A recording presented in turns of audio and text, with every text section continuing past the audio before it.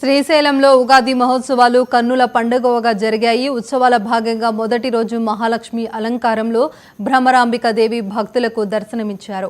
ఆలయ ప్రాంగణంలో ఏర్పాటు చేసిన ప్రత్యేక వేదికపై మహాలక్ష్మి అలంకారంలో ఆశీస్సులైన అమ్మవారికి స్వామి అమ్మవారికి ప్రత్యేక పూజలు నిర్వహించి కర్పూర హారతులిచ్చారు. అనంతరం స్వామి అమ్మవార్లు శ్రీశైలం క్షేత్ర పురవీధుల్లో వివరించారు.